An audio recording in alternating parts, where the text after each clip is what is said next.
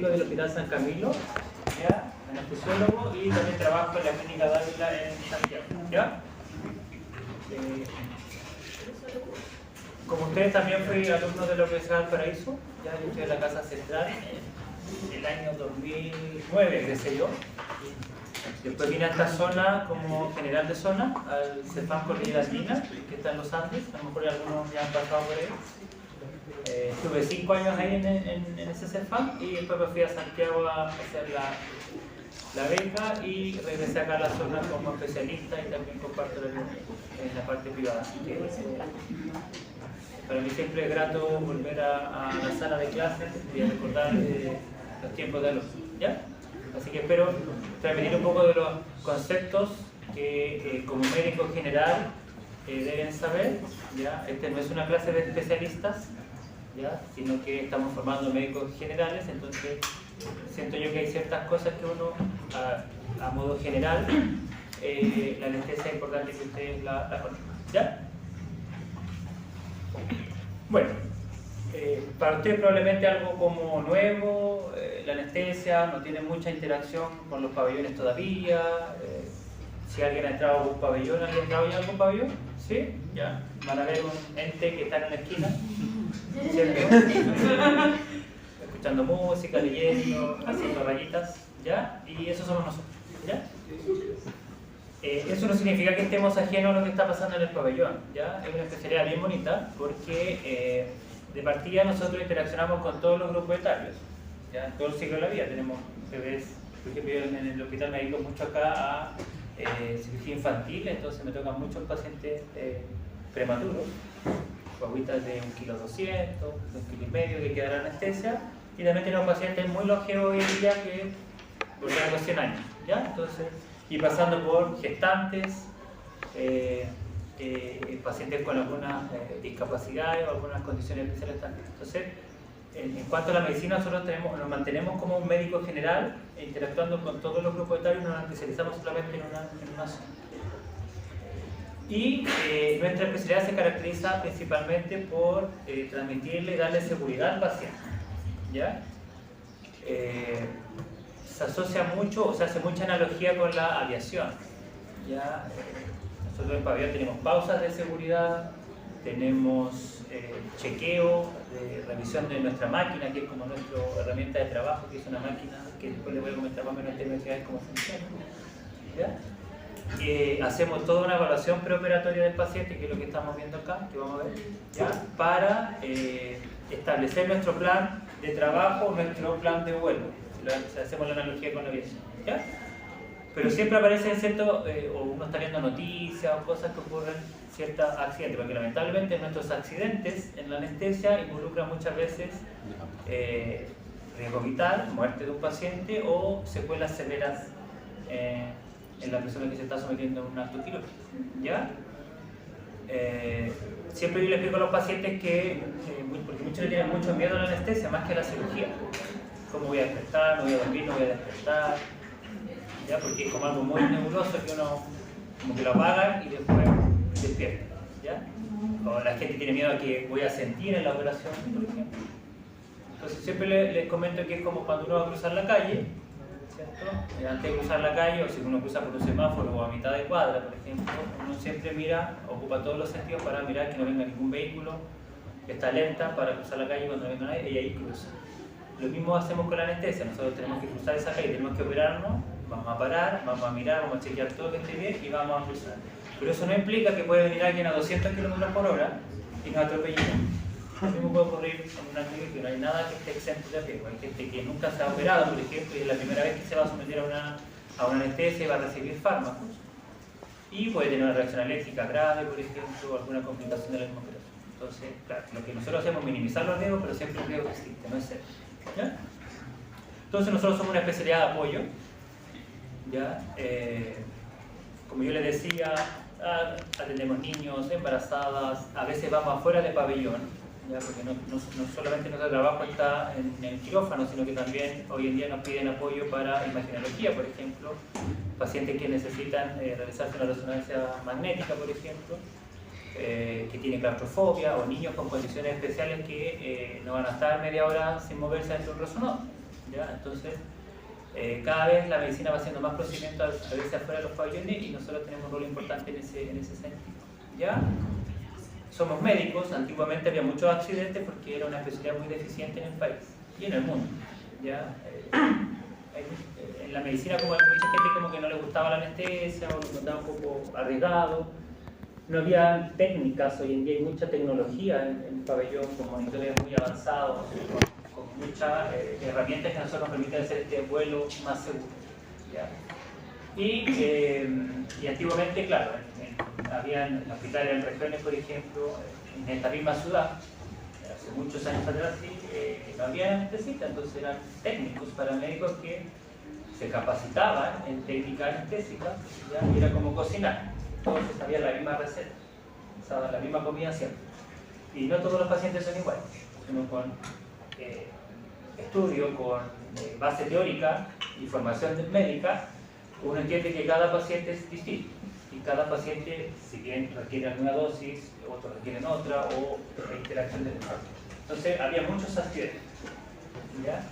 Y había muertes, o sea, no era poco infrecuente, o cuando uno conversa con personas más antiguas, que salía el cirujano a hablar con la familia y se murió con la anestesia, no aguantó la anestesia, no soportó la anestesia, el paciente moría en el pabellón, ¿ya? Y eso son algunas par de décadas atrás, no es tan lejano, no es tan prehistórico, ¿ya? ¿Ya? Y lo más importante es que nosotros no trabajamos aislados, siempre trabajamos en equipo, siempre estamos dialogando con el cirujano, nosotros también estamos muy pendientes de lo que va ocurriendo con la operación, ¿ya? Sabemos más o menos los tiempos quirúrgicos, en qué momentos, por ejemplo, hay más dolor. Hoy día, por ejemplo, la cirugía laparoscópica nos permite ver nosotros cuando empieza a sangrar un paciente, cuando hay lesión vascular. Entonces, en base a eso, nosotros vamos tomando decisiones también. Nosotros estamos a cargo de la seguridad de ese paciente, de sostenerlo con vida y que salga lo mejor posible a una etapa de recuperación y siempre, ojalá, con el menor dolor posible. ¿Ya? Ojalá que como entró, el paciente sane. ¿Hasta ahí vamos bien? ¿Sí? Ya, eso es como algo anecdótico. Siempre nos molesta que nosotros tomamos café, que no hacemos muchas cosas, pero bueno. Lo ideal es que siempre sea así el ambiente, cuando nosotros trabajamos, porque la cosa no anda muy bien. ¿Ya? Tenemos que estar reanimando, ¿ya? Ya, entonces, a grosso modo, para mí la evaluación preanestésica tiene algunos objetivos que hay que cumplir. ¿Ya? Primero, siempre como todo acto médico, tiene que haber una buena relación médico-paciente y todo se basa en la anamnesis, ¿cierto? Y una buena historia clínica. Ahí parte la base de un buen diagnóstico. Lo mismo nosotros. ¿Ya? El paciente tiene que comunicarnos alergias, antecedentes, si ha tenido mala experiencia con otras anestesias, si tiene antecedentes familiares, que haya tenido alguna reacción adversa con la anestesia. ¿Ya? Hoy en día hay una noticia que está muy, es bien reciente, que han habido muertes, ¿cierto?, de niños de origen venezolano relacionados con la exposición a anestesia general. ¿Ya? Entonces, hoy en día parece ser un poquito discriminador, pero es una pregunta que tenemos que hacer nosotros a los pacientes y tomar algunas medidas. ¿Ya? Eso es importante, una buena historia clínica. Después, en la historia clínica nosotros vamos a tener ciertas enfermedades, patologías que tienen los pacientes. ¿Ya? ¿Qué terapia usan para esas enfermedades? ¿Ya? No es lo mismo un diabético que solamente se trata con dieta versus un diabético que usa insulina. ¿Ya? Los pacientes que sufren de EPO, que tienen su tratamiento con inhalador, que ha dejado o no ha dejado de fumar. ¿Ya? Fármacos que se usan para tratamientos de salud mental, que también interactúan bastante con nuestros fármacos, que también actúan más o menos los mismos con receptores similares a nivel del sistema nervioso central. ¿Ya? Luego de eso, de nuestra historia, y también, súper importante, ¿y de qué se va a operar el paciente?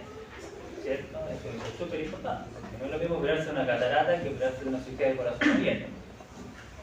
Los riesgos son distintos, el riesgo de sangrado es distinto, la duración de la cirugía es distinta.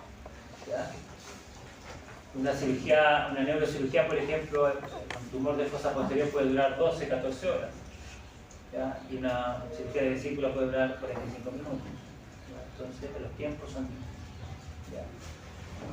Luego de eso, nosotros vamos a tener nuestra historia clínica, el antecedente de qué cirugía se va a realizar y las enfermedades que tiene, y vamos a tomar la determinación si es necesario solicitar exámenes.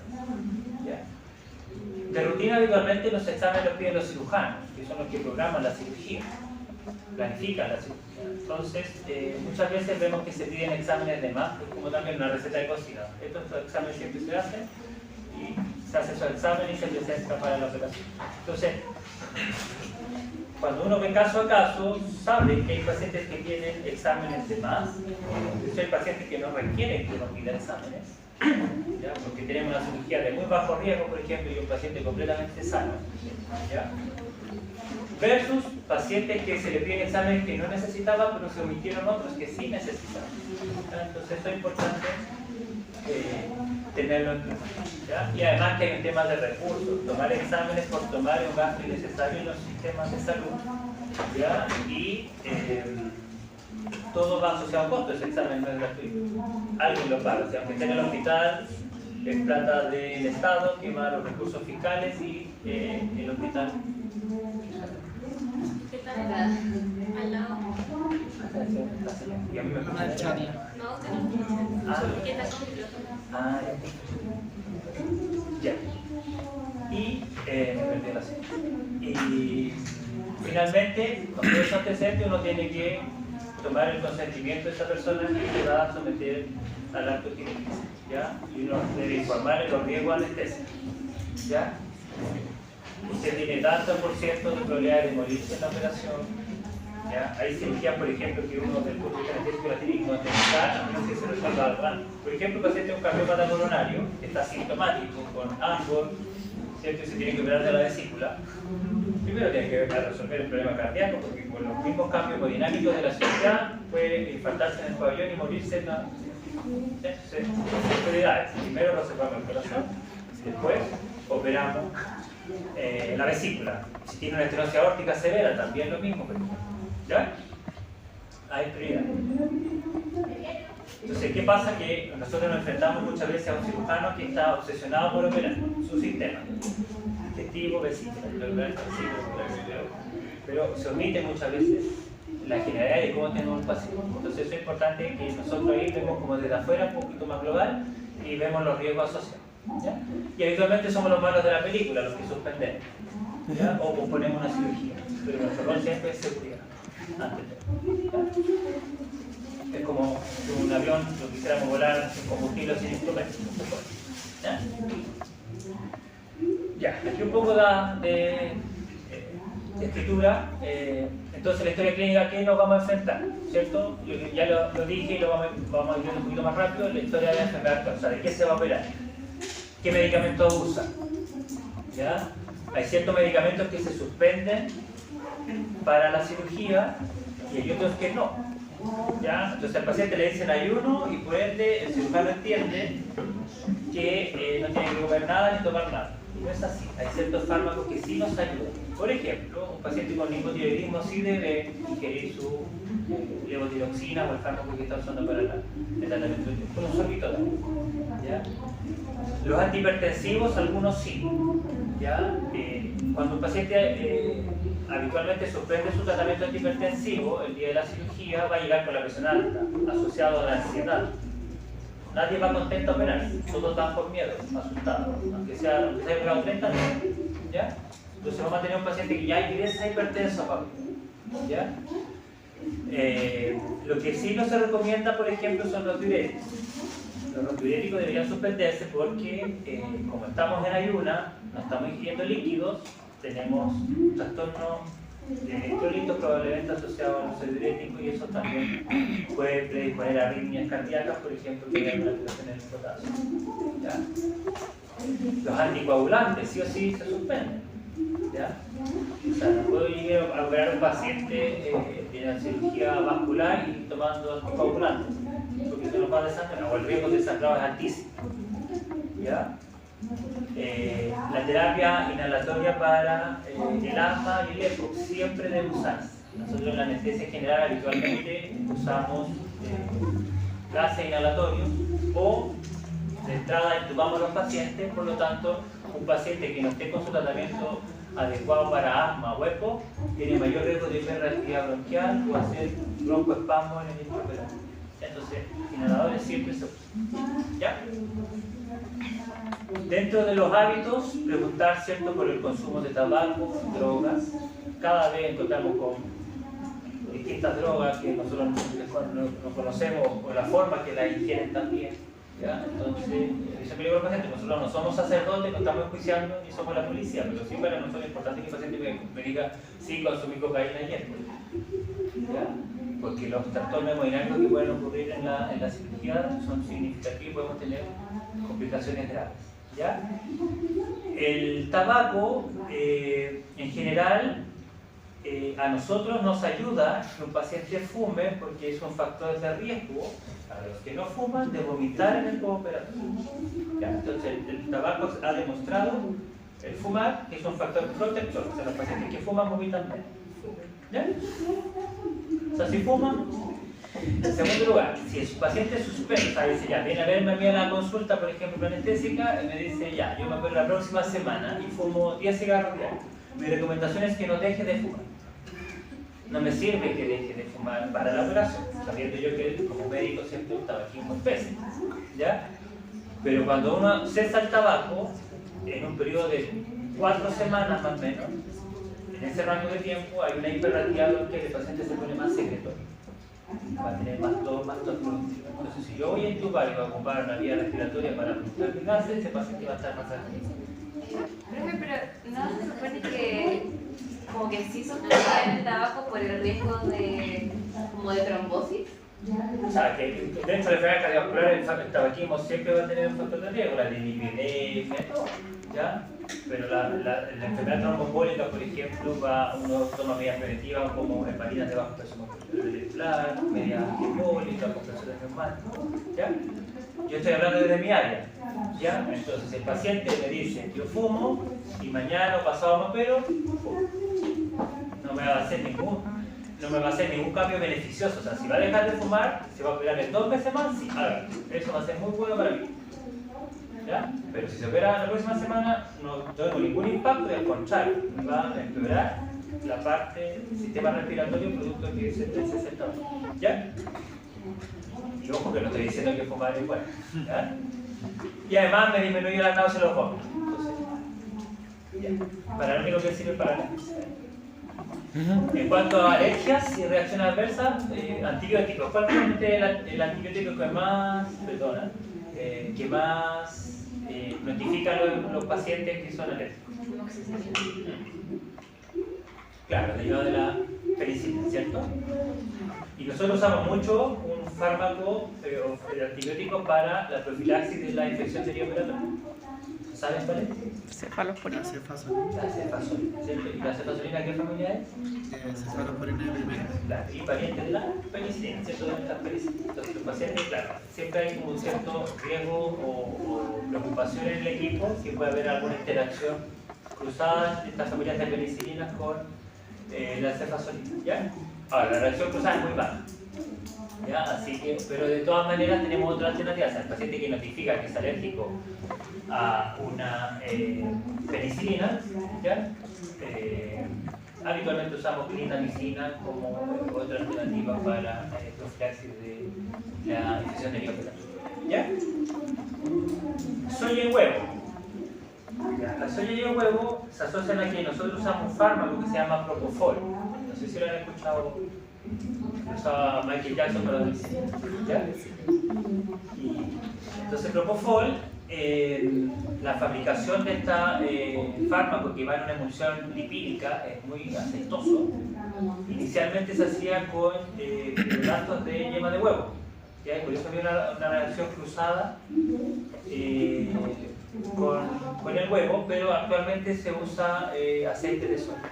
¿Ya? Porque esta es la preparación. Entonces ya no es una indicación de no usar Propofol si el paciente es alérgico al huevo. No pudiese usarlo con seguridad. ¿Ya? Respecto a los anestésicos locales, ya las notificaciones o reportes de alergia son muy bajas. ¿Ya? Habitualmente hoy en día lo que más se usa son las familias de las amidas, lidocaína, bupivacaína. que son anecdóticos los reportes de hecho, como que uno revisa, no hay. ¿Ya? Antiguamente los anestésicos locales que escuchaban más alergia eran los ésteres, que tenían el ácido para-aminobenzoico, y que eso producía alguna reacción alérgica, pero eso está como obsoleto y ya no se usa. ¿Ya? Se usaba mucho la tetracaína, que era como un anestésico local que usaban para las boquitas cuando estaba apareciendo la dentición, y las mamás lo aplicaban en la mucosa. Y eso también está prohibido ya en el uso porque había intoxicaciones, las mamás se entusiasmaban tanto, todo el día le ponían el anestésico local, la mucosa absorbía, y hubo algunos reportes de intoxicaciones con anestésico. ¿Ya? Ahora, cuando los pacientes dicen que tuvieron reacciones alérgicas con los anestésicos locales, ¿qué hay de que ustedes pueden verlo con mayor frecuencia? Que el paciente les puede. Fui a tal persona, me puso la anestesia y me sentí súper mal. ¿Qué área de la salud? Estos son los que más colocan. ¿Ya? Habitualmente ellos usan en algunas ocasiones vasoconstrictor, anestésico local con epinefrina. Entonces los síntomas que tiene el paciente muchas veces son asociados a la epinefrina y no a la lidocaína.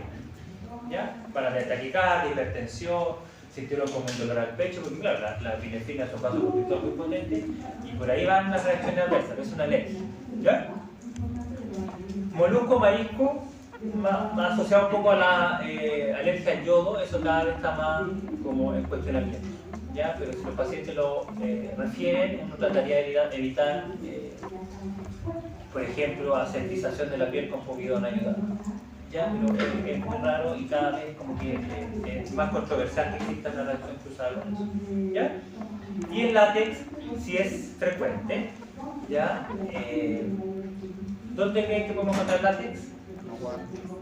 Los preservativos, ¿cierto? Y guantes. Entonces el personal de salud que está muy expuesto al uso de guantes, cada vez hay más niveles de látex habitualmente, pero tenemos un poco mayor de riesgo las personas que trabajamos en salud de exponernos a una alergia por látex. Y se asocia mucho a pacientes que se intervienen muy seguidos, sobre todo niños, ¿ya? Niños que tienen cirugías urológicas, que usan cateterismo frecuente, por ejemplo, que tienen vejigas neurogénicas, usan mucho cateterismo vesical y esas sondas habitualmente son en base a látex. Entonces esos niños tienen mayor riesgo de presentar una anafilaxia en el intraoperatorio con el látex. Y esa alergia la vamos a ver hasta probablemente el intraoperatorio, ¿ya? Y es muy característica porque cuando ya empieza la manipulación con los guantes del cirujano de área quirúrgica, vienen algunos cambios hemodinámicos y vemos el RAS y todas las complicaciones de un shock anafiláctico. ¿Ya? Entonces ahí uno lo asocia. Entonces uno pregunta ligeramente si hay alergia con el uso preservativo o, sobre todo los niños cuando inflan globos, si se coloca la boquita roja o se pone morado. ¿Ya? Eso es. Y es una alergia que no es tan infrecuente. Ustedes van a ver de repente en pabellones que hay unos letreritos que dicen alergia al látex o pabellón libre de látex.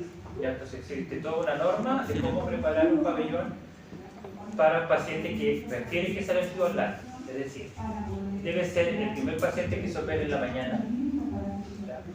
Ese pabellón hay que eliminar todas las partículas de látex por lo posible que puedan estar circulando. Entonces uno retira las cajas de guantes, saca las gomas de silicona, deja bien cerrado el pabellón y se deja en espera por lo menos toda la noche. Y el otro día el primer paciente que viene a ese pabellón es el que tiene la alergia al látex, obviamente. Si yo lo meto a las 4 de la tarde tengo cierto pabellón, todo el día estuve usando guantes de látex, entonces para mí no puede ser en suspensión. Ahora, habitualmente cada día en salud son menos los insumos que tienen látex. Ya las sondas son libres de látex, los guantes habitualmente son de estilo, entonces tenemos guantes libres de látex. Lo que hay que con látex son los guantes que usan los cirujanos habitualmente, los estériles, que también existen libres de látex, pero que son más costosos, y por ahí algunas sondas vesicales. Ya, en cuanto a la historia anestésica, es importante también, si alguien se ha operado antes, saber cómo le fue. ¿Ya? Hay pacientes que dicen, el tercer punto, el manejo diario, por ejemplo, dicen, no, el doctor me dijo que yo siempre que me fuera a operar dijera que fue difícil intubar, porque hay un cambio anatómico, ciertos síndromes o personas que tienen morfología distinta de su cara que pueden tener una día a día más difícil de manejar. ¿Ya? Respuesta a medicamentos, más que nada a ver las alergias. ¿Ya? Y hay ciertos medicamentos que producen algunas reacciones paradojales, por ejemplo el midazolam. El midazolam, que es una benzodiazepina, ¿cierto? Que uno lo usa mucho en endoscopía, como un sedante. Hay pacientes que en vez de sedarse, se agitan. ¿Ya? Entonces hacen respuestas paradojales. Obviamente esos pacientes uno no lo va a usar, ¿ya? Pero es importante saber. ¿Ya? Accesos vasculares. ¿Ya? Es un desafío, por ejemplo, en los lactantes, en los prematuros, encontrar vías venosas. Y nosotros para administrar nuestros fármacos necesitamos buenas vías venosas. ¿Ya? Entonces, sobre todo, también los pacientes obesos, ¿ya? A veces tenemos que usar ecógrafo para guiarnos y encontrar alguna vena de buen calibre para lograr accesos vasculares o de entrada usar accesos venosos centrales. ¿Ya? Y los pacientes dicen, no, yo tengo pésimas venas. ¿Ya? Entonces, si ustedes suman ayuno, ¿cierto? Mecanismo líquido, ansiedad. ¿Qué pasa cuando uno va a comer el león en la selva? Uno se aprieta, ¿cierto? Hay una vasoconstricción del sistema simpático, lo mismo pasa con los vasos sanguíneos secos. Ya, no encontramos eso. ¿Ya? Y esa abreviación es náusea y vómito en el postoperatorio. Importante ese antecedente. ¿Ya? Hay pacientes que son vomitadores y van a vomitar. ¿Ya? Entonces, si el paciente me refiere que ha vomitado, yo voy a tratar, por ejemplo, de usar fármacos que gatillen más náuseas. ¿Se le ocurre alguno? ¿Algún analgésico potente que puede producir más vómitos que otros? Empieza con M. La morfina, los opioides, ¿ya? Tramadol también. Entonces, yo voy a tratar de no usar esas fármacos. ¿Ya? Entonces, ahí vamos a definir los factores de riesgo para náusea y vómito en el postoperatorio. Mujer, factor de riesgo, joven, menos de 40 años, ¿ya? Que usemos opioides, que no fumen, ¿ya? O sea, ustedes, ¿ya? Todos tienen menos de 40, probablemente muchas no fuman, ¿cierto? Y si agregamos una cirugía emetizante, tiene varios factores de riesgo para que ese paciente vomite en el postoperatorio. Por ejemplo, una cirugía de oído. ¿Ya? Acuérdense que está el sistema del equilibrio, el sistema vestibular y una cirugía de otorrino, por ejemplo, en el oído, o se escucha en el estrabismo. También esa corrección del estrabismo en los niños puede generar una condición más emetizante y un paciente que lo pasa muy mal en el postoperatorio vomitando. ¿Ya? Entonces, ¿nosotros qué hacemos con eso? Estratificamos el riesgo, si ya este paciente tiene todo el riesgo de vomitar, tratamos de usar otra analgesia libre de opioides y usamos fármacos preventivos para las náuseas y vómitos, entre ellos corticoides, que es la dexametasona, y la familia de los fármacos como el ondansetron, ¿cierto? Que nos ayudan bastante, prokinéticos como domperidona, metoprolopramida. ¿Ya? Entonces le dice al paciente, mire, yo voy a usar todo esto, vamos a tratar de que no vomite, pero si vomita es un poco complejo el manejo, ¿ya? Y los antecedentes familiares también es importante porque existen ciertas condiciones, como ha pasado con estos niños de origen venezolano, ¿cierto? Que hay condiciones genéticas que predisponen a una reacción grave producto de someterse a la anestesia general. Cuando yo uso gases o uso un fármaco que se llama succinilcolina, y esa enfermedad se llama hipertermia maligna. Es una enfermedad muy buena de la anestesia. ¿Ya? Quiero que lo explico más adelante. Ahí, ¿ya? Entonces, la hipertermia maligna, como lo dije, es una enfermedad genética muy poco frecuente, ¿ya? Pero puede ser potencialmente fatal y que afecta a la placa motora, al músculo propiamente tal, ¿ya? Hay personas, los pacientes que son susceptibles, o sea, que tienen una mutación de este gen, ¿ya? Frente a la exposición de estos dos gatillantes, los anestésicos inhalatorios, que son los gases anestésicos, y la succinilcolina, van a gatillar esta crisis. ¿Ya? Se produce una liberación masiva desde el sarcoplasma de calcio, ¿ya? Y este es un estado hipercatabólico del paciente con una acidosis metabólica, aumenta la temperatura, y hay una contracción de la musculatura, ¿ya? Y una situación muy grave que si uno no usa un antídoto, ¿ya? Tiene alto riesgo de mortalidad, ¿ya? Y el antídoto se llama dantroleno, ¿ya? Siempre los pacientes tienen que ver un kit de dantroleno en caso de que ocurra eso, ¿ya? Yo nunca he tenido me ha tocado un paciente con hipertermia, pero sí he visto que a otros colegas le ha tocado y he visto 2 casos de hipertermia maligna bien caóticos, ¿ya?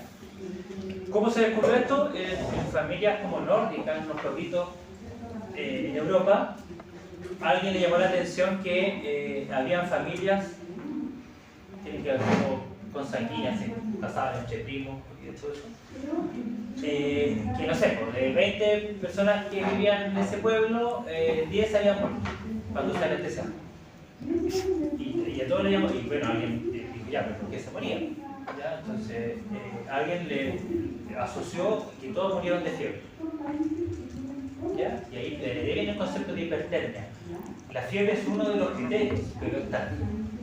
Cuando el paciente tiene fiebre ya ha venido todo el descalabro metabólico antes. ¿Ya? Entonces, por ejemplo, hay una espasticidad del macétero, se torna duro, ¿cierto?, la mejilla. El paciente se pone rígido mientras lo están operando. Taquicardia, hipertensión, y empieza a aumentar mucho el CO2 expirado, que está saliendo por el tubo, producto de la cirrosis. ¿Ya?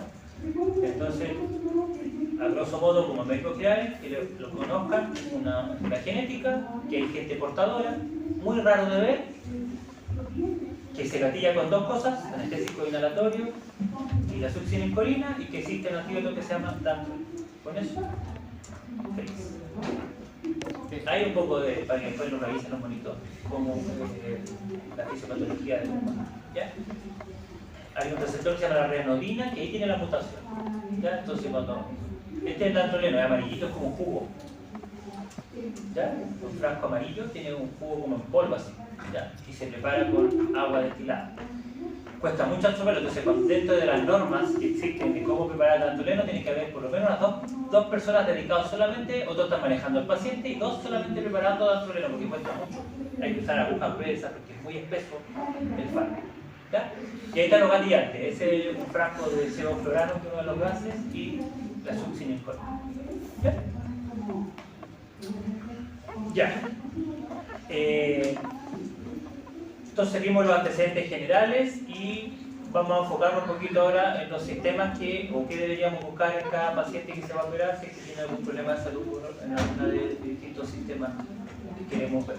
¿Ya? En cuanto a la esfera cardiovascular, lo más frecuente, ¿cierto?, es averiguar por cardiopatía coronaria. ¿Qué síntomas? No me síntomas coronarios, o que me hacen sospechar que un paciente tenga una cardiopatía coronaria. Sí.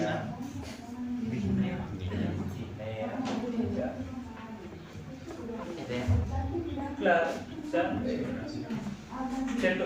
Y habitualmente si hay factores de riesgo también en la historia clínica, ¿cierto? También tengo que hacer marcapasos, ya es importante si el paciente usa marcapasos porque hay marcapasos y marcapasos. No sé si han visto esas clases, ¿no? Marcapasos es una batería, ¿cierto? Que tiene unos cables que entran por el sistema vascular y van a las cavidades cardíacas para estimular eléctricamente ciertas áreas del corazón, ¿ya? Entonces, existen bicamerales, unicamerales, es decir, donde en qué cámara va el cable es lo que va a ocurrir. Y hay unos que son más completos, que son unas tremendas baterías que se llaman los DAI, ¿ya? Y esos marcapasos son especiales porque producen descarga, ¿ya? Es decir, el marcapaso sensa una arritmia, el paciente entra en una arritmia maligna, fibrilación ventricular, taquicardia ventricular, y va a descargar, ¿ya? Entonces el paciente como que se muere cada tanta hora, porque entra en una fase de que se está muriendo y el marcapaso descarga, ¿ya? Entonces esos marcapasos son súper sensibles a estímulo eléctrico. Entonces si este paciente se va a operar, por ejemplo, de tiroides, o alguna cirugía que esté cercana a la zona donde está la inserción del marcapaso, ¿qué usan los cirujanos para cuando están sangrando un paciente? Queman, ¿cierto? Usan electrobisturí y eso produce descarga eléctrica. Entonces, perfectamente, si yo estoy muy cerca de la batería o del sensor del marcapaso, el estímulo eléctrico del electrocauterio puede hacer que descargue el marcapasos. ¿Ya? Entonces es importante, usa marcapasos, no. ¿De qué se va a operar de un tobillo? Bacán, estamos lejos. ¿Ya? Pero si estamos cerca de la quirúrgica, uno tiene que tomar algunas medidas. ¿Ya? También es importante lo que hacen los cardiólogos que se dedican al tema de la electrofisiología y los marcapasos, que antes de ir al pabellón, por ejemplo, un paciente que se va a operar de otra cosa, se hace un interrogatorio de marcapasos, es decir, lo conectan a un sistema eléctrico, un computador, y interrogan cómo está su batería, con qué frecuencia está, y habitualmente lo dejan fijo. ¿Ya? Lo dejan fijo porque no quieren que haya cambio, los cambios hemodinámicos no van a responder. Y habitualmente los marcapasos no están con frecuencias tan altas, están con frecuencias cardíacas bajitas o entre 60, 65, 70 máximo, ¿ya? Entonces, de repente la cirugía necesita cambio hemodinámico, no sé, porque el paciente está con dolor, está sangrando y va a estar a 60. El marcapaso no va a dar más porque está seteado en eso. Entonces, lo setean a veces un poquito más alto o lo ajustan un poquito a los requerimientos de la cirugía que va a tener. ¿Ya? Existen unos imanes, un imán, que es un imán grande que uno puede colocar arriba del marcapaso y lo resetea. Tampoco es bueno usarlo porque uno puede dañar el marcapaso. ¿Ya? Los marcapasos ya son muy modernos, son caros, ¿ya? Y tienen, existiendo el recurso del cardiólogo, es mejor usar ese instrumento del interrogatorio y programarlo computacionalmente antes que yo lo pueda dañar. ¿Ya? Y lo otro es que todos los la gente tiene una tarjeta, cuando le colocan un marcapaso le dan como una tarjeta de identificación. Usted va y se presenta esa tarjeta o para que la gente sepa qué marcapaso tiene, porque hay distintas marcas, distintos modelos, como el FKI y otros. Entonces, no todos son compatibles con el resonador. Entonces, si un paciente va a resonancia nuclear magnética, le van a preguntar si usa marcapaso porque se puede dañar, porque es un tremendo imán. Es lo mismo que le colocaba yo el imán en el pabellón. Esta es una dona gigante con un tremendo imán. No sé si conocen al nido de resonancia. ¿No conocen el resonador? ¿O alguien se ha hecho una resonancia? ¿Usted se ha hecho resonancia? Sí, es un sistema bien complejo porque es una tremenda dona, es un sistema redondo que genera a través del helio un tremendo campo magnético donde se hacen secuencias de imágenes. ¿Ya? Por ejemplo, si se va a hacer una resonancia de cerebro para epilepsia, por ejemplo, le pidieron a un niño el neurólogo infantil, existe un programa, ellos cargan al computador las secuencias de resonancia para epilepsia. Tiene 6 o 8 secuencias. Y cada secuencia dura 3-5 minutos. Entonces son distintas ondas que va a ir generando el resonancia. Por eso la resonancia dura media hora, 40 minutos, dependiendo del protocolo que se le aplique. No es como el escáner que uno pasa por el rayo X y sale. ¿Ya? Claro, son secuencias y tienen distintos ruidos, son súper molestosos. De hecho, uno tiene que colocarse un texto. ¿Ya? Entonces, ¿qué ocurre? Que, por ejemplo, la gente que no sabe, incluso en el mismo hospital, pueden entrar con la cama completa del resonador y es tanto el magnetismo que genera esta tremenda dona que se puede tragar la cama completa con pacientes. ¿Ya? Vean después foto ahí, reporte. ¿Ya? Entonces, siempre los resonadores tienen una línea roja hasta acá usted puede llegar, no puede entrar silla de ruedas ni balones de oxígeno. La máquina de anestesia que se usa es especial, es toda plástica.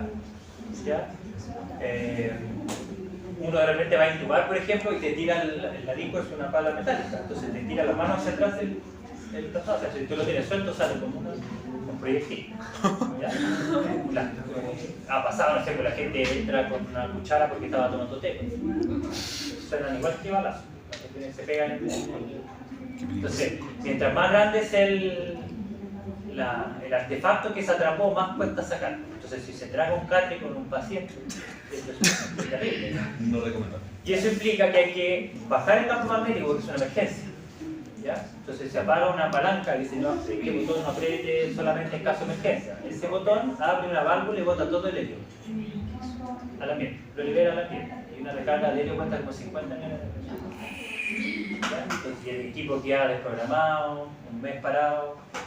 ¿Ya? Entonces, por eso es importante no entrar con nada metálico al resonador. ¿Ya? Y así como cultura general, si un paciente tiene un paro o una emergencia en el resonador, hay que sacarlo, se reanima afuera. No hay que estar con los carros a hacerle atención a la ¿ya? Bueno, eso me desvió un poco por el marcapaso, ¿ya? Pero es un tema que entonces, como ustedes ven, anestesia interactúa con distintas áreas, ¿ya? Ya, aquí vamos respiratorio. Bueno, capacidad funcional siempre importante, ¿eh? Porque por ejemplo, ahí puso un paciente en silla, un monito en silla de ruedas, ¿cierto? Claro, porque este paciente, si no camina, es difícil que pueda evaluar si tiene disnea, cuántas cuadras camina, y eso es muy importante para determinar un riesgo quirúrgico también de la anestesia. Entonces, muchas veces ahí nosotros nos vemos obligados a pedir evaluación por cardiólogo o de entrada un ecocardiograma para ver cómo está ese corazón, ¿ya? Porque no sabemos si está con disnea o con su eliminación de la capacidad por su artrosis o por sus problemas osteomusculares o porque efectivamente tiene disnea cardíaca, ¿ya? O una valvulopatía severa. Ya, en la parte respiratoria es importante las infecciones de las vías respiratorias, ¿ya? Es una causa frecuente de suspensión, sobre todo en invierno, de muchos niños, por ejemplo, que se van a operar. Es muy parecido al cigarrillo, ¿ya? Debe tener un paciente, no estar con alguna infección respiratoria por lo menos entre 4 a 6 semanas antes de operarse, ¿ya? Si no, esa vía ya está muy reactiva, tiene mayor riesgo de broncoespasmo y quedarse hospitalizado en una cirugía ambulatoria, por ejemplo, ¿ya? Todo esto lo hago referencia a cirugías ambulatorias, es decir, o electivas, ¿ya? En la cirugía de urgencia hay que entrar, ¿no? Si no, si el paciente no se opera, se muere, ¿ya? Pero si yo tengo programada una cirugía para una corrección, no sé, estética, o una hernia, se puede esperar que no está complicada, se pospone y se opera cuando el paciente no esté con algún cuadro respiratorio, ¿ya? Ahora, muchas veces los papás, como así dice el dogma de pediatría, que siempre hay que creerle a los papás, cuando nos dicen los síntomas de los niños, también los papás a veces ocultan información. Siempre lo interpretan, no, es alergia. Siempre pasa un poquito porque es alergia. Entonces siempre hay que ocultarlo en algunos forenses y ver si tiene tos con flema, por ejemplo. ¿Ya? Eso es importante. ¿Ya? Ahora, ¿qué va a querer el cirujano? Me va a decir el cirujano, pero si es lo puede hacer con raquidia, así un tobillo. Uno siempre en la anestesia tiene que estar preparado para la conversión a anestesia general. Porque la cirugía se puede complicar, la raquidia no le tomó, no lo puede pinchar porque tenía una alteración en la columna y el paciente le hace incisión en el pie y grita de dolor. Entonces ya estando ahí es muy poco elegante suspender a un paciente porque yo no puedo dar la anestesia. Entonces, el plan B siempre es la anestesia general. Entonces, aunque sea una cirugía que pueda hacerse con anestesia local o con una técnica regional, yo siempre debo estar preparado, debo tener una máquina revisada y competente, disponible en caso de que yo tenga que convertir mi cirugía en anestesia general, ¿ya? Bueno, ya hablé un poco, ¿cierto?, sobre todo los fármacos, ojalá que vayan lo mejor compensado posible a su cirugía, ¿ya? Y nosotros ocupamos mucho la vía respiratoria, ¿ya? Y ¿saben lo que es SAUS? Síndrome de apnea del sueño, ¿cierto? Del sueño, ¿ya? Cada vez más frecuente por nuestra población obesa, ¿ya? Se asocia mucho en estado avanzado, ¿cierto?, a cardiopatía, sobre todo del lado derecho del corazón, hipertensión pulmonar, ¿ya? Y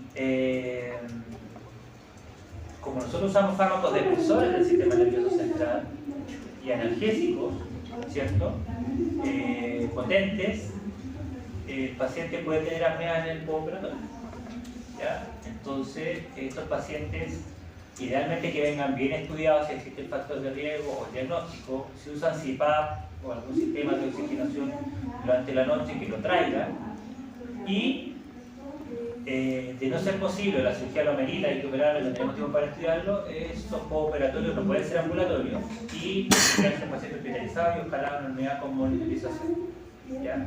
Durante la noche. O sea, me refiero a monitorización que esté con una oximetría continua, por ejemplo, no en la pieza común donde le toman los signos vitales cada 8 horas. Que será una última. ¿Ya?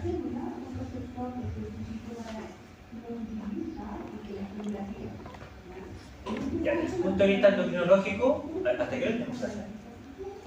¿Es la mañana? ¿Hasta las 12? Y después tienen otra clase, ¿no? Ahí, colación. ¿Ah? No, pero en la mañana no tienen más clases, por si estoy atrasando a tu profesor. Endocrinología, la diabetes, ¿cierto? La reina de todas, ¿ya?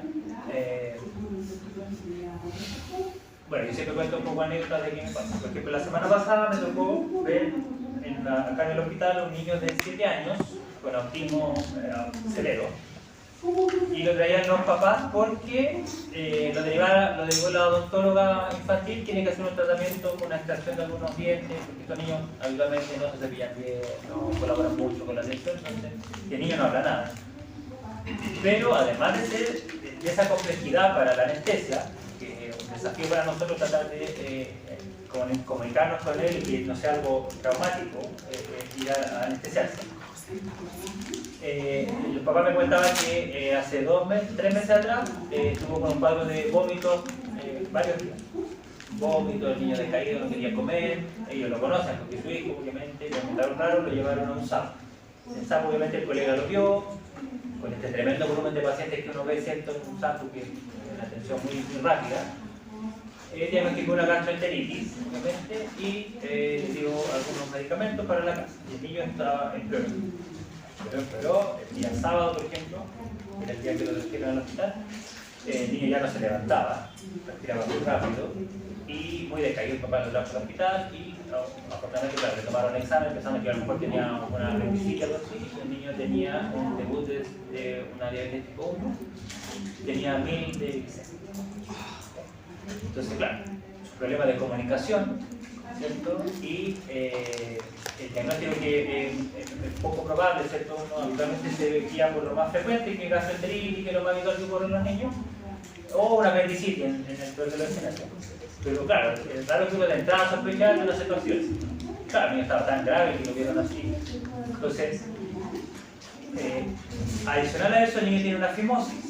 Entonces lo está viendo el cirujano infantil y el odontólogo y con diabetes tipo 1, con ahora Jesús. Entonces afortunadamente el niño ya colabora y no dice el papá que no pone muchos problemas con la inyección de insulina. Entonces ahí claro, lo que uno hace es, como yo estoy al medio, tengo 2 especialistas que me mandan a este niño, ellos no se comunican mucho entre ellos, lo que yo hago es tratar de integrarlos y digo, oye, operemos el mismo día las 2 cosas. Porque hay que hospitalizarlo el día anterior, hay que tenerlo en ayuna, hay que ver sus glicemias. Y un evento traumático que es tratar de quitar esta máscara con gases para dormirlo y luego de eso colocarle una inyección para que reciba el resto de los fármacos. Mejor que lo reciba todo eso en una sola vez y no en 2 cirugías. ¿Ya? A eso busca la diferencia. ¿Ya? Entonces, bien, fijarse bien en los fármacos. Hoy en día existe fármaco más moderno, ¿cierto? Que puede producir algunos riesgos de acidosis metabólica, ya cuando se asocia a anestesia general. ¿Ya? Entonces hay que estar muy atento a qué fármaco usan los pacientes, además de la insulina, si es que la usan, para ver qué complicaciones podemos tener en el postoperatorio. ¿Ya? Hay algunas familias que retardan el vaciamiento gástrico. Estos fármacos que se usan para como bajar de peso de diabetes, ¿sí? Hay varios estudios que reportan que lentecen el vaciamiento gástrico, por lo tanto es como que yo anestesiar a un paciente que está con el estómago lleno, pues puede vomitar, de aspirar y va a tener inducción anestésica. Y otros fármacos que pueden producir asociación metabólica. ¿Ya? Entonces hay que estar atento a esos fármacos, ver cuándo se suspenden y habitualmente esa cirugía tratar de no hacer las ambulatorias también para tener un monitoreo por lo menos 24 horas. La enfermedad de ya les dije que no había que suspender la hormona, la levotiroxina. Desde el punto de vista gastrointestinal, siempre preguntar por síntomas de reflujo, por los riesgos de aspiración, cuando yo voy a intubar. Las náuseas y los vómitos pooperatorios que ya aparecieron de nuevo, no nos vamos a ahondar más en eso. Y de la parte ginecobstétrica siempre, mujer joven, sospechar que puede estar usando el embarazo, ¿cierto? Una anestesia general en una gestante en el primer trimestre puede ser abortiva. ¿Ya? Los fármacos que vamos a usar. Ya en el segundo trimestre producir síntomas de parto prematuro.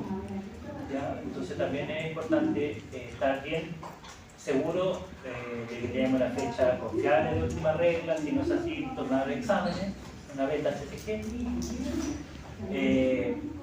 Terapia de reemplazo hormonal en las pacientes mayores también, ¿cierto?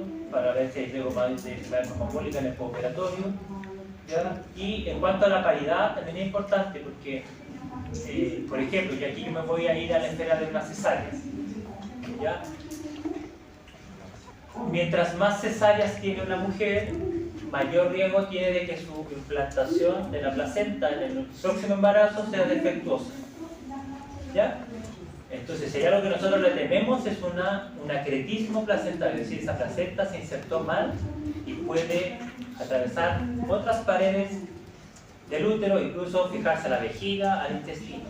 ¿Ya? Y estas son las pacientes que se morían de hemorragia masiva en el pabellón. ¿Ya? Entonces, siempre cuando a mí me presentan que vamos a una cesárea de una paciente que tiene 3 cesáreas anteriores, por ejemplo, uno tiene obligatoriamente ir a revisar el informe de la ecografía para ver cómo está la inserción de la placenta. ¿Ya? Porque si no puede haber un desastre.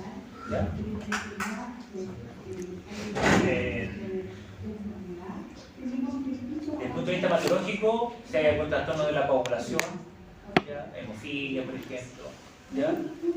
Y lo que más frecuente, más que los trastornos de la coagulación, es mucho más frecuente encontrarse con pacientes que toman anticoagulantes, ¿ya? Entonces es importante saber ahí si lo van a ver más adelante ya después en su internado, cuándo se suspenden, cuáles, todos tienen tiempos distintos de suspensión, cuándo convertir o traslapar a heparina, por ejemplo. ¿Ya? La aspirina no se suspende, ¿ya? Antiguamente era un dogma, si usted usa aspirina, tiene que dejar de tomar 10 días para operarse porque se puede morir de una hemorragia. Y eso ya no está obsoleto. ¿Ya?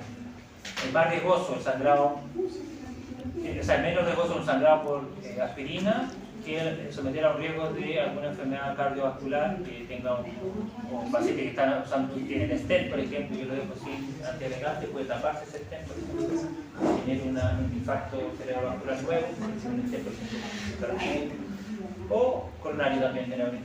¿Ya? Lo que sí se suspende son los clopidogrel, por ejemplo, planes. ¿Ya? Esos tienen vida media un poco más prolongada, por lo tanto deben suspenderse. ¿Ya?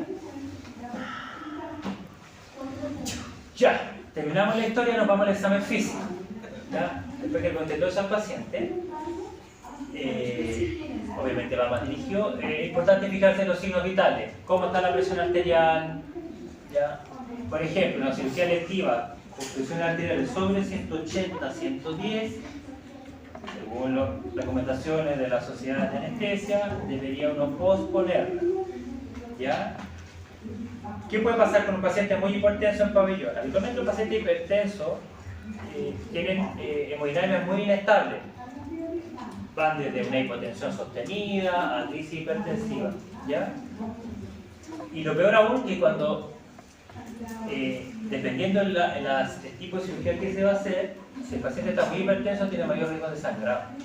Por ejemplo, la cirugía de columna. El paciente está en prono, está boca abajo. Hay compresión del abdomen en la mesa operatoria. Eso ingurgita todos los plexos venosos hacia la zona dorsal, hacia la columna. Si yo le agrego hipertensión arterial, cuando el cirujano empieza a disecar el disco, por ejemplo, de la vértebra, va a tener mayor sangrado. ¿Ya? Va a sangrar mucho más y puede hacer hemostasis. ¿Ya? Entonces, ¿para qué decir una cirugía, una neurocirugía? ¿Ya? Entonces, la tiroides, si hay algo que le temen los cirujanos de cuello es el hematoma cervical después de una tiroidectomía. Antiguamente salían con 2 drenajes y estaban mirando a cada rato cómo estaba el sangrado. Hoy en día no, salen sin drenaje, pero si hay un hematoma cervical inmediato en el postoperatorio, puede haber compresión de la vía aérea y el paciente puede estar mucho intubado porque se infiltran los tejidos blandos y uno se le distorsiona toda la vía aérea. ¿Ya? Hay que correr a pabellón a vencer ese hematoma. ¿Ya? Entonces, si está hipertenso el paciente, tiene mayor riesgo de hacer esos sangrados. Siempre fijarse en la frecuencia cardíaca, paciente bradicárdico, ¿cierto? Pensar la causa de la bradicardia, si toma algún fármaco, o pensar en algún trastorno del ritmo cardíaco, ¿ya? Y al extremo también una taquicardia, también es mal, ¿cierto? Puede ser una FA, que es la vida más frecuente que encontramos. Ver la frecuencia respiratoria, la saturación, ¿cierto? Siempre, esto es lo básico, ¿eh? Fijarse en lo básico. Yo siempre cuando pasan los internos conmigo, trato de no enseñarles tanto anestesia, sino que vean lo general, o sea, que vean un monitor. Porque a ellos les interesa mucho la máquina, la bolsa, ver la cartografía, pero yo digo, mira primero el monitor. Tú, cuando seas un médico general, vas a estar en el sur, por ejemplo, en General de Zona, en una posta rural, y no va a tener cartografía ni una máquina corta, va a tener un saturómetro, va a aprender a ver los labios si el paciente está cenótico, cómo se llenan las uñas de sangre, si tiene buen hielo capilar, por ejemplo, pulso. Eso es lo que uno tiene que aprender primero antes de dominar una máquina. Porque hoy día nos acostumbramos que la máquina no hace mucho diagnóstico. Cada vez los médicos examinamos menos. ¿Ya? Antiguamente la apendicitis se diagnosticaba clínica. Hoy día no hay apendicitis que no se puede hacer un escáner, por ejemplo. ¿Ya? Claro, hay un tema médico legal, que había también falso diagnóstico, no encontrar apendicitis. Que no es, ¿ya? Pero es importante la clínica. ¿Ya? Entonces, aprendan a ver signos vitales, cuestiones. ¿Ya? Y en cuanto a la antropometría, para nosotros es súper importante el peso-talla, ya, porque nuestras drogas se calculan en base al peso. ¿Ya? La ventilación mecánica se calcula de acuerdo al peso. ¿Ya? Entonces tenemos lactantes, ¿cierto? Que cuesta mucho a veces los accesos vasculares. Aquí hay que tener mucho cuidado con las dosis, los cálculos de las dosis de los fármacos. Habitualmente uno hace, cuando entra con un lactante, hace una ayuda a memoria en un papel o algo, anota ya las dosis calculadas, y que se la agüita separa cuántas de vamos a colocar, porque no es el momento de estrés que ocurre el evento y ponerse a calcular. Porque tienes que concentrarte en la crisis. Entonces las ayudas a memoria las tenemos más y habitualmente anda todo eso bien. ¿Ya?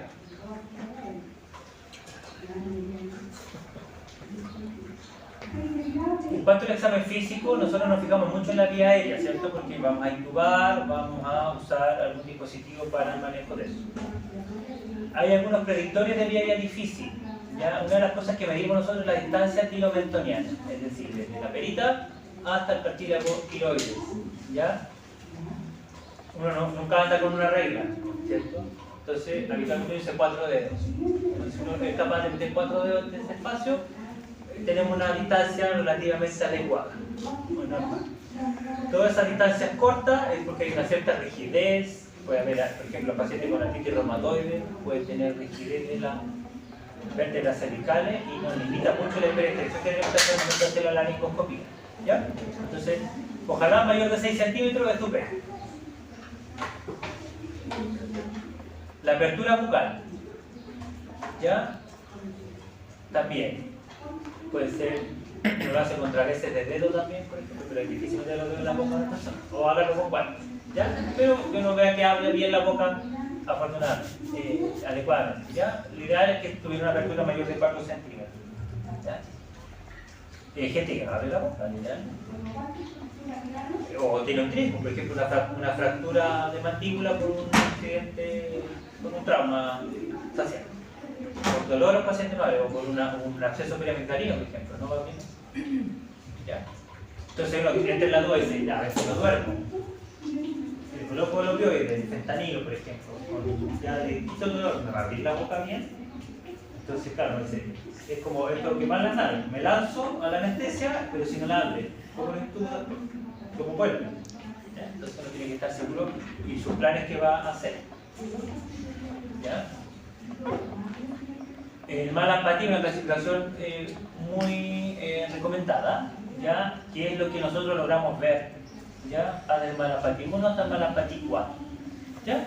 Esto es lo ideal. Que veamos la úvula, paladar blando, paladar duro, la amígdala, ¿ya? Aquí ya no se ve todo, como que se empieza a perder un poco la úvula y la amígdala, se fijan en el malampatí 2. En malampatí 3, la úvula ya no se ve completa. ¿ya? Y empiezo a ver menos paladar blando. Y acá solamente veo como el paladar duro. 3 y 4 son más de difícil intubación. ¿Ya? Si yo me quedara con predictores, distancia tiromentoniana y el malampati, serían como los que dan más seguridad, me transmitían para interpretar que va a ser una viaria de difícil. ¿Ya? Entonces todo eso lo tengo que hacer antes. No puedo yo dormir un paciente. Ya. En cabeza y cuello, obviamente, por ejemplo, la barba, que por eso va la imagen, la barba nos impide mucho hacer un sello con la máscara para ventilar a un paciente. Entonces, cuando yo hago evaluación para anestesia y me encuentro con un paciente que usa barba, yo le digo, bueno, la barba, existe la posibilidad, porque hay gente que la usa, no sé, por la barba de una manta, no sé. Ya nada que hacer, o por su religión, no sé. O tiene una quemadura fea, no sé, quiere tapar la barba. Entonces yo le digo, ¿es posible que se afecte desde la operación? Sí. Ideal es que venga afectado, porque eso, primero, acuérdense que nosotros cuando intubamos fijamos con tela el tubo, en los pelos no se fija, hay posibilidad de fijarlo, y no puedo hacer bien un sello porque va a fugar, entonces es difícil lograr la ventilación. En esa foto lo que yo quiero transmitir es que siempre examinen, vean, por ejemplo, que hay una desviación, ¿cierto? Un aumento de volumen en el cuello, eso también nos puede, por ejemplo, ese paciente yo debería tener un escáner antes de lanzarme una intubación para ver si la vía aérea está desplazada o no, ¿ya? La traigo. Esto, miren, cabeza y cuello, una fijación de columna cervical, ¿ya? Ese paciente yo cómo lo voy a extender para intubar, va a ser muy difícil. Todo rígido, ¿ya? La fractura de mandíbula, también, cuestión de los planos, qué tan difícil va a ser la intubación, ¿ya? Desde el punto de vista cardiovascular, ya lo hemos dicho mucho, vean soplos. ¿Qué transmiten los soplos? Cardiopatía coronaria, ¿no? Si yo escucho un soplo, ¿qué tengo que pensar que tiene ese paciente? Una válvula. ¿Cuál será la más mala para nosotros? Los que se mueren más. La mitral. Las que son asociadas a las tres. Sí, pero, eso es como, pero esas son como de larga data. Sí. La estenosis aórtica, para nosotros la más temida de todas. ¿Ya? Porque hay un gasto fijo cardíaco. Hay un corcho, siempre digo los pacientes, tapona la salida del agua, que es la llave matriz de todo el organismo para llevar la sangre. Entonces, el pobre ventrículo izquierdo está luchando, va a pasar sangre por ese hilo pequeño que tiene la válvula. Si yo lo someto a un estrés, vamos a correr, vamos a anestesiar, ¿no? Vamos a sangrar en la operación, estamos sangrando, hay dolor, taquicardia, ¿cierto? Ese gasto cardíaco tiene que ser relativo, tiene que ajustarse a esas demandas que requiere el organismo, y como tengo un hoyo pequeño, el sistema no va a poder adecuarse a eso y no va a pasar más sangre, ¿ya? Y vamos a tener complicaciones, ¿ya? Entonces, si yo tengo una estenosis aórtica, esta es una pregunta un poquito más capciosa. ¿Qué me conviene más? ¿Tener una taquicardia o una bradicardia? ¿Que ande el corazón más lento o más rápido? ¿Y por qué? Porque es menor el gasto fijo. Entonces hay menor acumulación. Una taquicardia, porque si se suma la taquicardia va a haber aún menos. A ver. Yo digo bradicardia. Yo quiero aprender. Bradicardia yo creo porque si tenemos un tapón ¿Ya? y estamos dándole más como contenido que va a pasar, la acumulación va a ser mayor. A diferencia de si se estuviera pasando poquito y con ese poquito ya se estaría dando la respuesta y se podría sumar. Es como que todos tengamos que salir por esa puerta. Pero cada un segundo nos cierran la puerta. Entonces van a pasar poquito, ¿cierto? Y se va a cerrar la puerta. ¿Ya? Pero no, está bien tu funcionamiento lógico. Entonces, si yo en el test con latido, voy a cerrar la puerta cada 2 segundos ahora. Entonces acá se van a salir más personas. y la preocupación. Entonces voy a tener más eyección en un ritmo cardíaco más lento, lo cual me beneficia, antes de que, si yo lo apuro, va a haber muy poco flujo, porque a cada rato entra otro latido, entonces la demanda y el gasto cardíaco va a disminuir, el paciente va a tener síntomas coronarios o cardíacos, ¿cierto? Se nos puede parar. ¿Ya? Ya. Bien. Entonces ya, oculte los otros, ¿ya? Y la insuficiencia es al revés, ahí es mejor la taquicardia. Porque saco sangre, ¿cierto?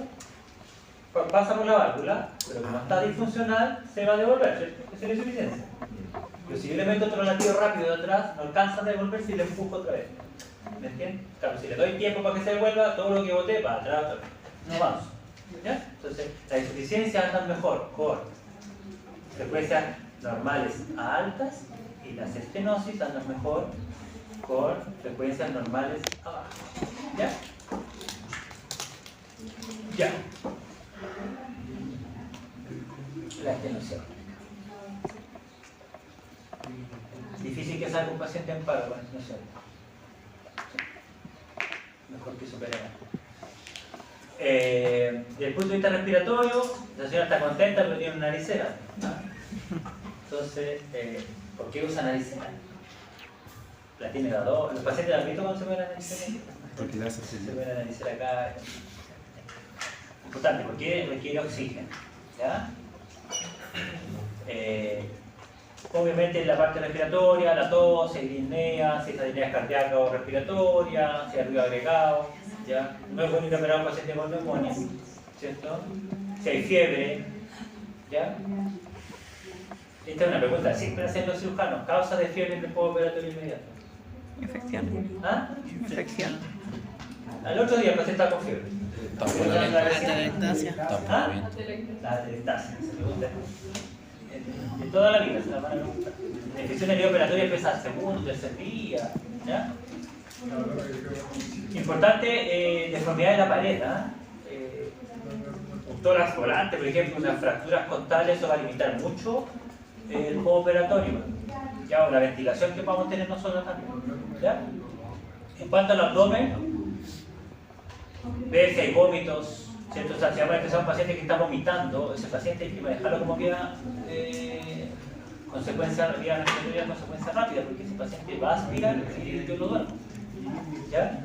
Recuerden ustedes que cuando yo doy anestesia general, los fármacos bloquean todos los reflejos protectores de la vía aérea, por eso me permiten que yo haga una laringoscopia y lo pueda intubar, están las cuerdas abiertas. Entonces ese paciente en ese momento, en esos minutos que yo ya di el fármaco, vomita, todo ese contenido gástrico va a terminar en los bronquios y los pulmones.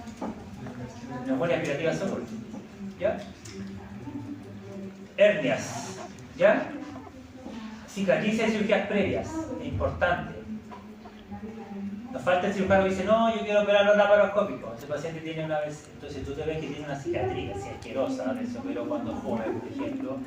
Eso adentro debe estar todo adherido, todo pegado, lleno de cicatrices.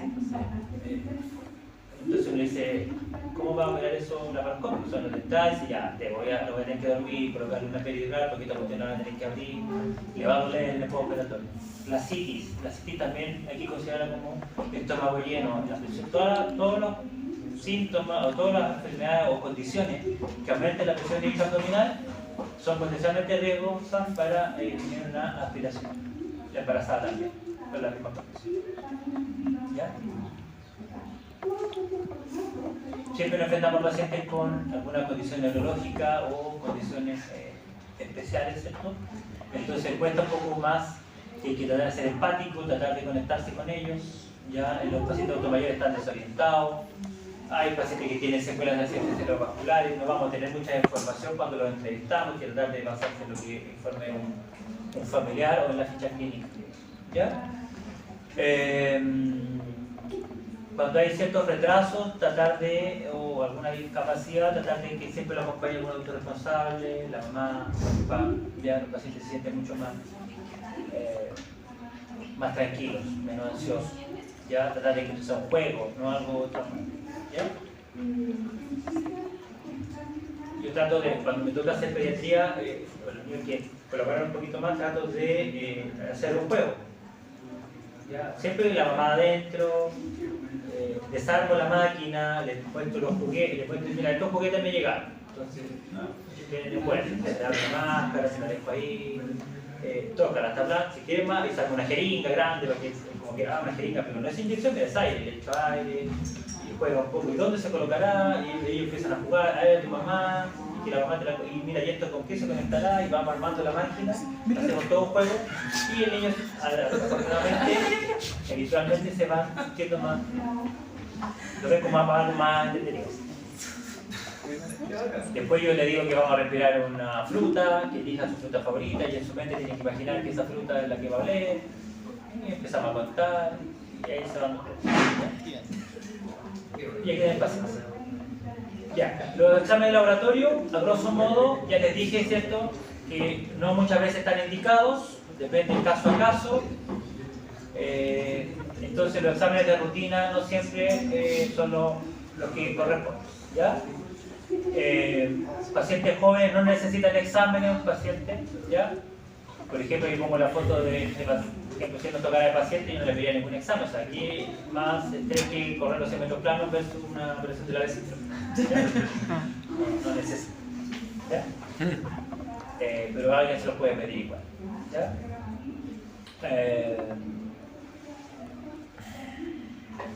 Esto es importante, y aquí les dejé un link, esto es lo más, como un poco más actualizado, ¿ya? Que es la clasificación de la ASA. ¿Ya? Nosotros cuando hacemos toda esta historia, vemos el paciente, los exámenes, la historia clínica y todo, lo clasificamos en alguno de estos seguros. ¿Ya? Decimos que este paciente es un ASA 1, ASA 2, es un lenguaje universal. Yo cuando converso con otro colega le digo, no, mira, tengo un ASA 2, entonces más o menos se entiende de qué nivel de riesgo me estoy enfrentando. Entonces el ASA 1 es un paciente sano. Cuando ustedes se metan a este link, van a ver que es un paciente que ni siquiera consume alcohol. ¿Aquí hay alguien que no consume alcohol? ¿No? ¿Fuma? No. Tampoco. Los lunes. ¿No es asmática? ¿Qué? ¿Tiene alguna enfermedad? No. Ya. Le puede ser una sola. Ya, entonces, actualmente cuesta mucho, o sea, y algo que igual uno se equivoca, ¿eh? Porque algunos dicen no, un ASA 2, pero efectivamente no un ASA 3, ¿ya? Pero por lo menos te da un cierto 10, ¿ya? Y un riesgo de mortalidad, ¿ya? Entonces, el ASA 1 sano, la embarazada ya tiene ASA 12, un embarazo normal, porque ya tiene condiciones de riesgo que le hacen a un paciente que puede aspirar, que tiene anemia, por ejemplo, ¿ya? Entonces ya es un ASA 2. ¿Ya? El hipertenso que está controlado, ASA 2, que tiene una presión de 120-80, pero toma losartán, es un ASA 2. El paciente diabético que tiene su glicemia perfecta, pero que usa algún fármaco, ASA 2. ¿Ya? La obesidad, ASA 2 también, pero la obesidad severa, mórbida, ASA 3. ¿Ya? El paciente que va a diálisis, ASA 3. ¿Ya? No es ASA 2. ¿Ya? Un paciente con enfermedad sistémica severa, por ejemplo, aquí podríamos catalogar una ASA 4, una insuficiencia cardíaca descompensada, un paciente que está hematoso, que no puede caminar, ¿cierto? Y más encima le encontraba una estenosis aórtica severa, es una ASA 4. ¿Ya?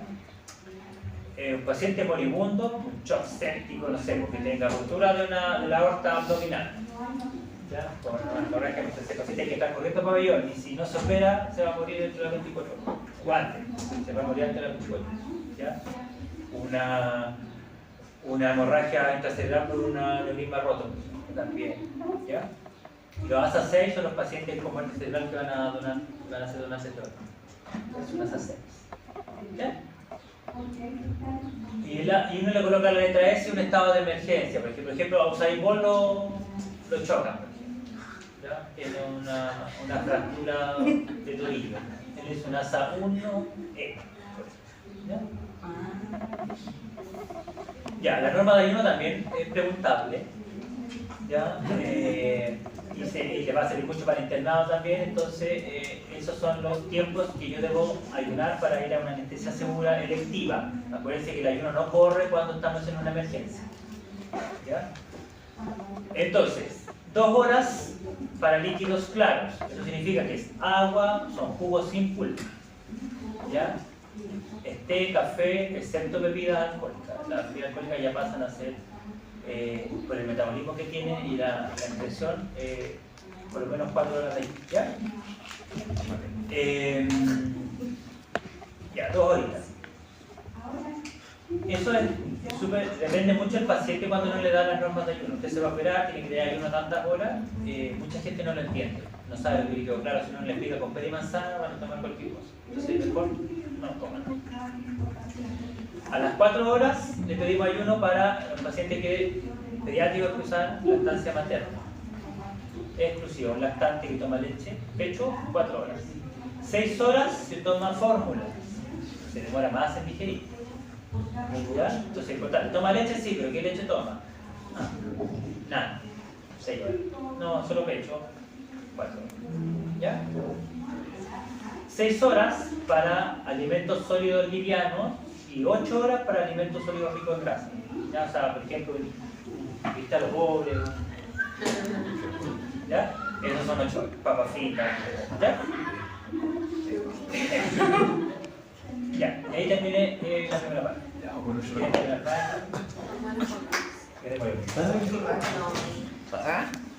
ya, refresquense, vayan a tomar aire. ¿A qué hora volvemos? ¿A qué hora volvemos? ¿Se quieren ir luego, no? Da igual, lo digo. ¿Cuarto? Ya. ¿Cuarto para las 12? Ya. ¿Tienen fiesta aquí? Sí, hay fonda, ¿quieres decir? No. Oye, es verdad, yo quiero hacer un comentario.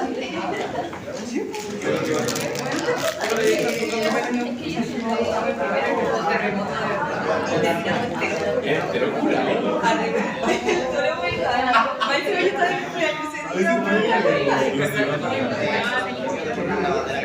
no,